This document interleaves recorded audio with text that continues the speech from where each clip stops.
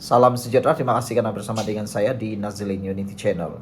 Benarkah MCA akan keluar daripada Barisan Nasional dengan talak 3? Adakah dengan keluarnya MCA daripada Barisan Nasional akan memecahkan Barisan Nasional?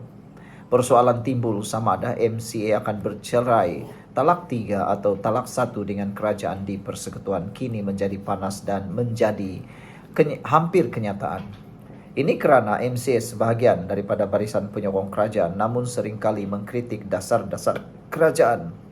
Semalam mantan naib presidennya, Datuk Tia Lian Ke menggesa partinya agar bercuti dan menjauhkan diri daripada kerajaan Madani. Sebenarnya kata netizen MCA bukanlah tidak suka sangat dengan dasar-dasar kerajaan, tapi mereka tak dapat searah selari dengan DAP. Ialah MCA dan DAP hampir wajahnya lebih banyak mewakili dan lebih banyak ahlinya datang daripada berbangsa Cina. Bagaimana MCA boleh bersaing dengan DAP sekiranya mereka terus bersama dengan kerajaan? Itulah yang sebenarnya yang ditakuti oleh MCA. Bagaimana mereka nak bertanding pilihan raya nanti kalau mereka tetap bersama dengan DAP? Kerusi yang ditawarkan silap sikit adalah kerusi yang tak selamat. Takut kalah, macam itulah. Bukan kerana dasar kerajaan jahat, bukan kerana dasar kerajaan tak baik, tapi mungkin kerana mereka takut tiada peluang dalam pilihan raya akan datang. Itu sebabnya menurut netizen, MCA ni lebih baik bagus juga keluar daripada kerajaan Madani. Bikin susah saja kata mereka balik-balik mengkritik dasar kerajaan tapi dalam satu gelanggang yang sama. Jadi lebih kurang tikam-tikam kawan lah macam tu kan. Apa pula pendapat anda semua? Kalau anda setuju MCA keluar daripada kerajaan, tolong tulis dalam ruangan pagar, kami suka kestabilan negara. Baiklah, sebelum itu saya nak kongsi dengan anda semua, ini Transfer Factor for Life. Ini ialah terapi imun yang meningkatkan daya imun badan kita sehingga 400%. Secara umumnya, ramai orang yang kena sakit, ramai orang yang berpenyakit, ramai orang yang tak sembuh-sembuh daripada penyakit kerana kurangnya daya imun, lemahnya daya imun dan imun badan menjadi bodoh. Imun badan yang menjadi bodoh menyerang diri kita sendiri, menyerang tubuh badan kita sendiri. Tapi dengan peningkatan daya imun badan melalui penggunaan Transfer Factor for Life, terapi imun ini, badan kita menjadi kuat dan dapat mempertahankan diri juga melawan penyakit dari dalam tubuh badan kita.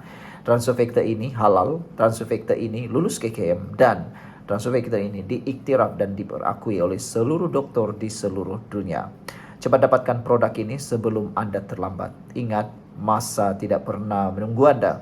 Penyakit itu kejam bila anda biarkannya. Transfer Factor ini pencegah penyakit dan juga merawat penyakit melalui peningkatan daya imun badan kita. Cepat dapatkannya melalui nombor telefon yang tertera. Jangan tangguh-tangguh kerana anda tangguh, anda rugi.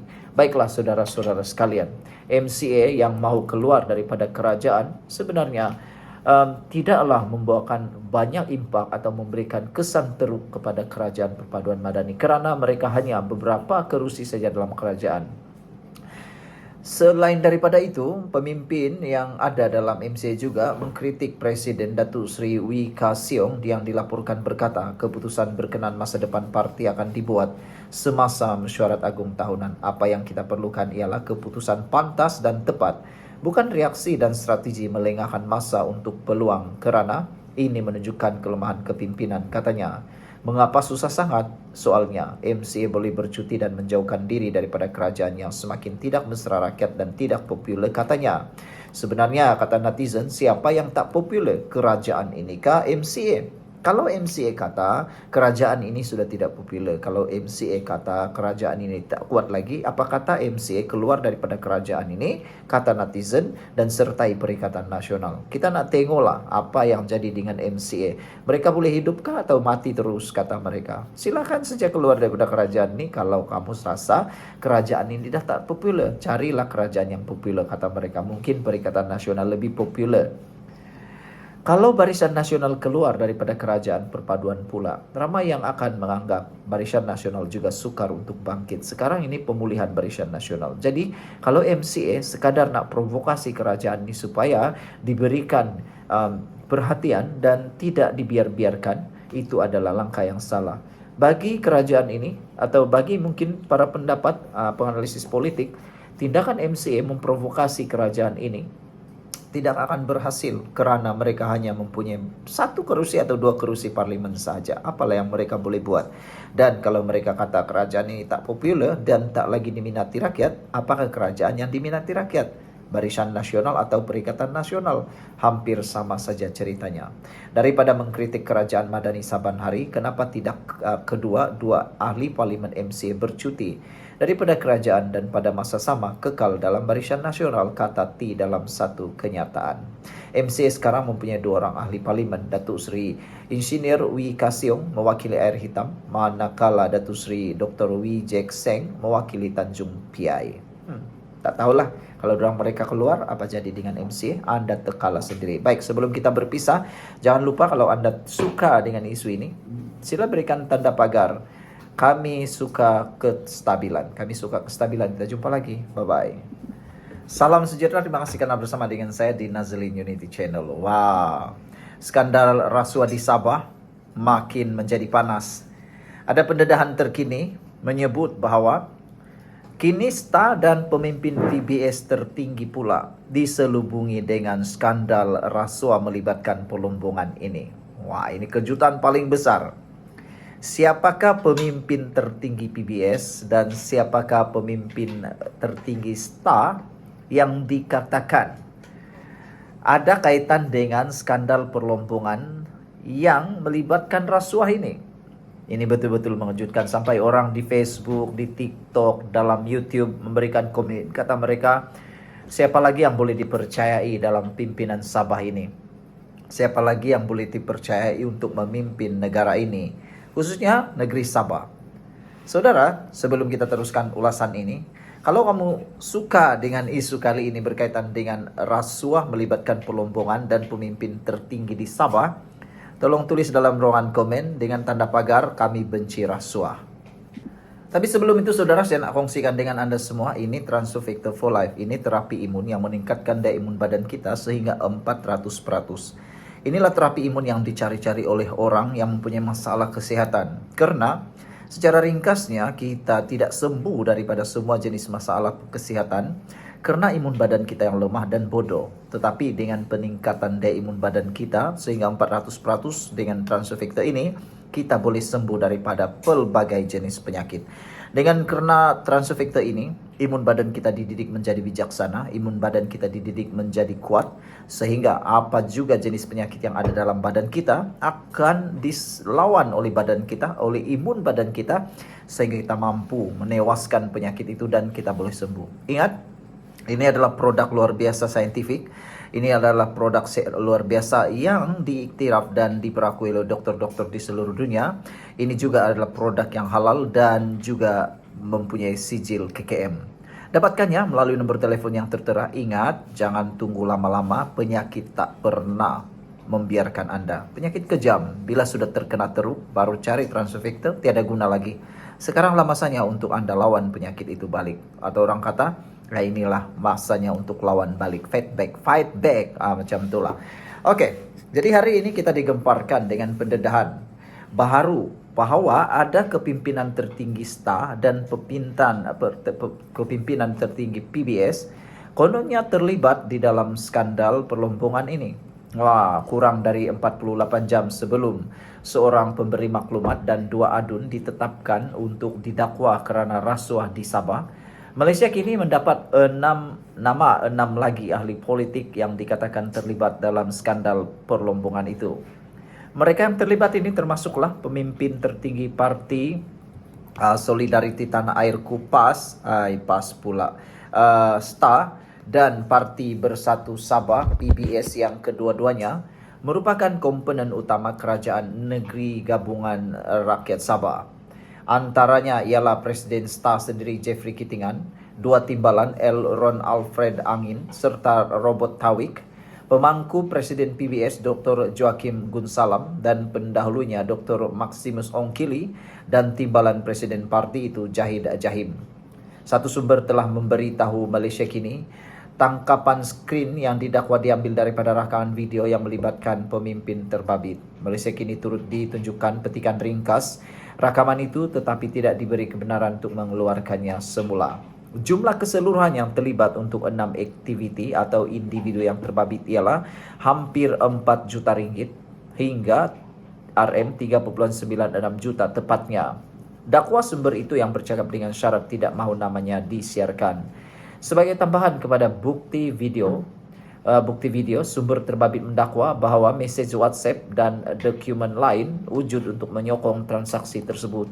Satu transkrip tangkapan skrin yang dikaitkan dengan pendakwaan terhadap Maximus masih menjadi Presiden PBS pada masa rakaman pada Januari 2024 menampilkan individu ketiga yang tidak dikenali yang menurut sumber itu dikaitkan dengan ahli politik terbabit. Sari kata dalam tangkapan skrin merujuk kepada perbualan yang didakwa 600,000 bertukar tangan. Bagi Jeffrey yang juga timbalan Ketua Menteri 1 Sabah serta Menteri Pertanian dan Perikanan Negeri, sumber itu mendakwa dia menerima 1.78 juta yang merupakan jumlah tertinggi. Joachim seperti Jeffrey memegang jawatan timbalan Ketua Menteri 2 dan Menteri Perumahan dan Kerajaan Tempatan Negeri. Menurut sumber itu, dia didakwa menerima RM600,000 juga. Biar SPRM menjalankan tugas mereka, kata Joachim pada Malaysia Kini dalam message teks apabila ditanya sama ada dia akan menafikan dakwaan itu atau tidak dan jika dia mengingati kejadian yang dikatakan dalam tangkapan skrin video terbabit. Timbalan Jeffrey, Elron dan Robert masing-masing berkhidmat sebagai Menteri Belia dan Sukan Negeri dan pembantu Menteri Kerja Raya. Elron didakwa dibayar 530,000 dan Robert didakwa menerima 300,000 dakwa sumber itu. Sumber itu mendakwa orang nombor 2 PBS Jahid yang merupakan Menteri Pembangunan Luar Bandar Negeri telah menerima RM150,000. Malaysia Kini belum dapat mengesahkan sama ada rakaman video baru itu akan dikeluarkan secara terbuka atau diserahkan kepada SPRM untuk siasatan lanjut. Portal berita ini juga telah menghubungi ahli politik terbabit beberapa kali melalui pesanan teks dan panggilan telefon serta pejabat Ketua Menteri melalui pengarah komunikasi dan medianya Lusiong bagi mendapatkan komen mereka.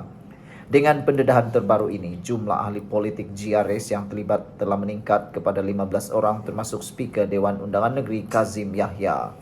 Sekian untuk kali ini, jangan lupa tinggalkan komen anda dan jika anda benci kepada perbuatan rasuah, tolong tulis dalam ruangan komen kami benci rasuah dengan tanda pagar. Bye-bye. Salam sejahtera, terima kasih karena bersama dengan saya di Nazilin Unity Channel. Hari ini sudah kita tahu siapa yang menggantikan Rafizi Ramli sebagai Menteri Ekonomi. Telah disahkan bahwa Amir Hamzah kini dilantik menyandang tugasan Menteri Ekonomi berkuat kuasa serta-merta. Wow, saya akan terangkan kepada anda semua kenapa Amir Hamzah dipilih dan bukan orang lain. Kalau nak cerita panjang tentang kenapa Anwar Ibrahim pilih Amir Hamzah dan bukan dari UMNO, bukan daripada parti DAP atau daripada komponen yang lain, kita terus ulasan kali ini. Pastinya anda akan suka dan anda akan sebarkan kepada semua orang. Saudara, saya sangka Anwar Ibrahim ini dia akan lantik menteri baru, tapi rupa-rupanya Anwar Ibrahim jauh lebih pintar daripada Muhyiddin, dia jauh lebih pintar daripada Mahathir, dia jauh lebih pintar daripada Taqiyuddin Hasan, jauh lebih pintar daripada Najib dan juga Ismail Sabri Yaakob. Kepintaran Anwar Ibrahim melangkaui pemikiran orang lain. Dia lebih suka memilih damai berbanding kekalutan. Itu sebabnya Anwar Ibrahim layak menjadi Perdana Menteri. Kalau ada orang kata Anwar Ibrahim tidak layak, orang itulah yang tidak layak sebenarnya. Tapi sebelum itu saya nak kongsikan dengan anda dulu sebelum saya teruskan ulasan kali ini. Saudara, untuk anda meminati kehidupan politik, ini saya kongsikan dulu. Mau sehat, dengarkan baik-baik. Ini adalah terapi imun transfer factor for life. Saya tidak jual ubat, tapi saya kongsikan dengan anda. Terapi imun yang meningkatkan daya imun badan kita sehingga 400%. Peningkatan daya imun tubuh badan kita menyebabkan kita kuat melawan penyakit dan kita sembuh daripada semua jenis penyakit. Secara umum dan ringkasnya, kita kena penyakit dan kita sukar sembuh daripada penyakit karena daya imun badan kita yang lemah dan daya imun badan kita yang bodoh. Apabila daya imun badan kita lemah dan daya imun badan kita jadi bodoh, kita akan kena penyakit dan kita tidak akan sembuh daripada penyakit, lalu kita boleh menemui ajal. Tapi dengan Peningkatan daya imun badan kita ini, kita boleh melawan penyakit melalui imun badan kita dengan kuat, 400% lebih kuat. Dan ia juga akan memulihkan imun badan kita menjadi bijaksana. Sesiapa yang berminat untuk sehat dan cepat pulih daripada masalah kesihatan, hubungi nombor telefon yang tertera di WhatsApp tersebut. Dan ini ialah produk lulus KKM, diperakui oleh semua dokter-dokter di seluruh dunia dan juga halal. Dapatkannya, jangan bertangguh-tangguh, karena bulan ini ada promosi hebat sehingga 30 hari bulan. Cepat hubungi, Anda mungkin orang yang bertuah. Baiklah saudara-saudara sekalian. Pertama, Anwar Ibrahim memilih untuk melantik Amir Hamzah kerana bagi mengelakkan seteru politik dalam kerajaan perpaduan. Kalau dia pilih daripada tempat lain, dia pilih daripada UMNO atau dia pilih daripada PKR atau dia pilih Nurul Izzah Anwar sebagai Menteri Ekonomi, itu adalah jalan langkah yang membunuh diri. Kerana akan menyebabkan perebutan lagi, berlaku lagi ketidakstabilan, dan pembangkang juga akan mengambil peluang untuk menyerang Anwar Ibrahim. Jadi itu sebabnya apabila Anwar Ibrahim melantik Amir Hamzah, saya rasa ini adalah kebijaksanaan luar biasa Anwar. Supaya tidak berlaku perebutan, tidak ada pertikaian antara parti-parti politik yang mahukan jawatan menteri itu, kononnya untuk kota UMNO, kononnya untuk kota PKR, kononnya untuk kota ini, kota itu dan sebagainya. Anwar Ibrahim mengambil jalan tengah, melantik menteri yang sudah ada, yaitu Amir Hamzah. Kebetulan pula Amir Hamzah ialah hanya Menteri Ekonomi 2. Jadi dia masih mempunyai masa, kekuatan dan juga masa untuk menjalankan tugas sebagai Menteri Ekonomi. Dan beliau juga sebenarnya sangat layak untuk menjadi Menteri Ekonomi. Jadi sekarang ini kota atau bukan sudah terjawab. Anwar Ibrahim menggunakan kebijaksanaan beliau. Kali ini Perikatan Nasional nak kata apa lagi? Mereka tidak ada peluang lagi untuk menyerang kerajaan perpaduan ini. Kerana Anwar Ibrahim bijaksana menggunakan semua sumber yang ada di sekitarnya untuk apa? Bagi membaiki apa yang sedang rosak. Jadi kita ucapkan tahniah kepada Amir Hamzah kerana dilantik sebagai Menteri Ekonomi secara menyandang serta merta. Kita harapkan dengan adanya beliau, negara kita akan lebih maju dan pulih. Kalau anda suka dengan konten ini, tolong komen di dalam ruangan komen dengan tanda pagar "Kami sayang keamanan". Sekian dulu, kita jumpa lagi, bye-bye. Salam sejahtera, terima kasih karena bersama dengan saya di Nazilin Unity Channel. Isu kali ini menjawab kepada dakwaan Rafizi Ramli akan keluar daripada parti PKR lalu membentuk parti yang baru. Selepas baru-baru ini beliau mendedahkan ada pengubahsuaian dalam rancangan Malaysia yang ke-13 yang merupakan salah seorang terlibat dalam pembinaan RMK 13 itu ialah Rafizi Ramli sendiri. Rafizi Ramli agak terkilan dengan sehingga menyatakan bahawa RMK 13 itu dihasilkan dengan susah payah sampai berbelas-belas jam tak tidur daripada rakyat sehinggalah pemimpin-pemimpin pentadbiran. Jadi dia kata kenapa harus diubah secara tergesa-gesa saat akhir lagi tu. Jadi ada orang yang membuat spekulasi kononnya Rafizi akan keluar parti PKR dan membentuk parti baharu. Jadi konten pada pagi ini membalas ataupun menjawab betulkah Rafizi Ramli akan membina atau menubuhkan parti baharu. Tapi sebelum itu saya nak perkenalkan kepada anda semua, ini Transfer Factor for Life. Ini bukan ubat tapi ini ialah terapi imun meningkatkan daya imun badan kita sehingga 400%. Terapi imun ini adalah terapi imun yang membantu melawan penyakit daripada dalam tubuh badan kita. Secara umum dan ringkasnya, kita kena penyakit kerana imun badan kita yang lemah. Kita tak sembuh-sembuh daripada penyakit kerana imun badan kita yang bodoh. Tetapi secara umum dan ringkasnya juga, kita sembuh daripada pelbagai jenis penyakit apabila daya imun badan kita menjadi kuat dan stabil. Dengan imun badan kita yang kuat, imun badan akan melawan semua jenis penyakit dengan lebih cepat dan lebih kuat. Jadi dapatkan produk atau transfekta ini, terapi imun ini melalui nomor telepon yang tertera. Jangan tunggu lama-lama sampai Anda sudah terlambat baru tengadah. Ingat, produk ini lulus KKM, halal dan juga diperakui oleh semua dokter-dokter di seluruh dunia. Baiklah, saudara-saudara sekalian, menjawab kepada tuduhan Rafizi Ramli kononnya akan membentuk parti baharu selepas RMK 13 diubah suai, ini jawaban yang paling tepat. Berdasarkan kepada keadaan semasa, Rafizi Ramli sudah menyatakan bahawa beliau tidak akan menubuhkan parti baharu.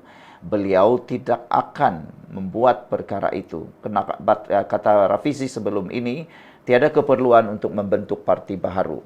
Karena kata Rafizi cukup sudah parti yang ada sekarang. Dan saya setuju dengan apa yang Rafizi katakan. Pertama, isu RMK 13 tiada kaitan langsung dengan penubuhan parti untuk Rafizi.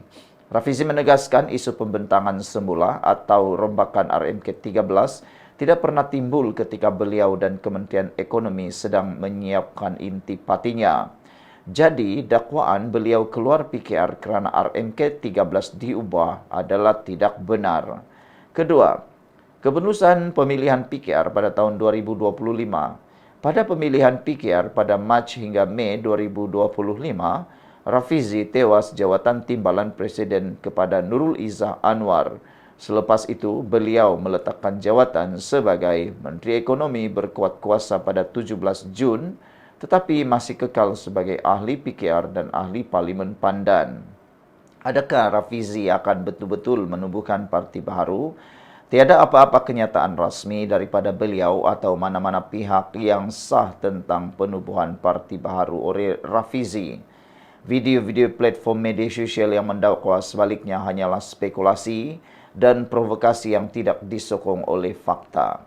Jadi secara ringkasnya, saudara-saudara sekalian, RMK 13 tidak dirombak kerana Rafizi keluar PKR. Selain daripada itu, Rafizi kalah jawatan timbalan Presiden PKR pada Mei 2025 dan meletak jawatan sebagai menteri. Beliau masih ahli PKR, masih ahli parlimen.